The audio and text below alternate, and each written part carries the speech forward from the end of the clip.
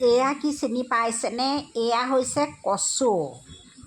কচু ঘৰৰ বাৰীৰে কাটি আনি ধুনীয়াকৈ ওপৰৰ বাকলিটো এয়া গুচাই ল'লোঁ।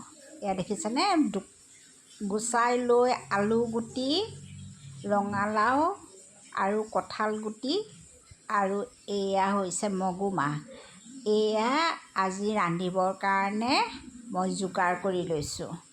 মগুমাহে, কঁঠাল গুটিয়ে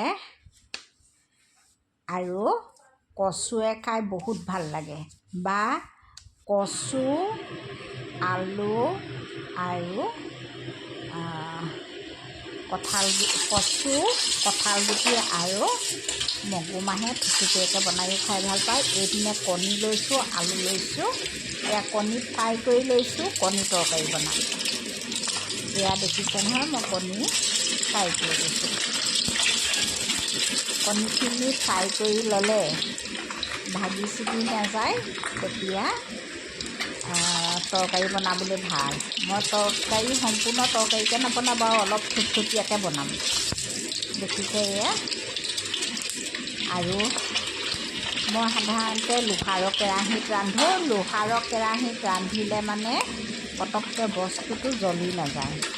যদি কেৰাহীখন পাতলা হয় তেতিয়াহ'লে পটককৈ জ্বলি যায়। সেইকাৰণে মই এই লোহাৰৰ কেৰাহীখন লৈছোঁ। এয়া এতিয়া মই তেল মাৰিলোঁ। তেল মাৰোঁতে তেজপাত দিছোঁ আৰু পিঁয়াজ দিছোঁ, আদা নহৰু দিছোঁ আৰু জলকীয়া এটা দিছোঁ। এয়া দেখিছে, অলপ সময় ভাজিম।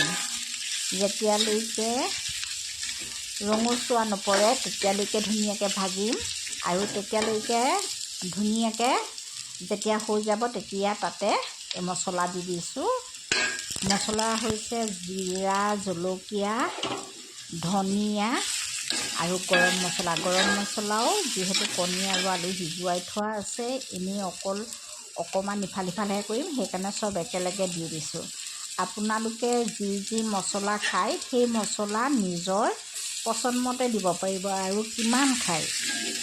বেছিকৈ দিলে যদি খাই বেয়া পায় বেছিকৈ নিদিব, আৰু কমকৈ দিলেও যদি খাই বেয়া পায় তেনেহ'লে কমকৈ নিদিব। গতিকেলৈ নিজৰ সুবিধা অনুযায়ী দি ল'ব। এয়া মোৰ আলু ভজা হৈ গ'ল, পানী দি দিলোঁ। পানী দি দিলোঁ আৰু পানী দিয়াৰ পিছতে মই ভাজি থোৱা এই কণীখিনি দি দিলোঁ। কণীখিনি দি দিয়াৰ পিছত উতলিবলৈ দিব। অলপ সময় উতলিবলৈ দিব। উতলি যেতিয়া তৰকাৰীখন ডাঠ হ'ব তেতিয়া নমাই থৈ দিব। মোৰ ভিডিঅ'টো কেনেকুৱা লাগিলে জনাব। যদি ভাল লাগিছে লাইক কমেণ্ট কৰিব আৰু শ্বেয়াৰ কৰি দিব। আৰু নতুন এটা ভিডিঅ' আপোনালোকলৈ পুনৰ লৈ আহিম। ধন্যবাদ।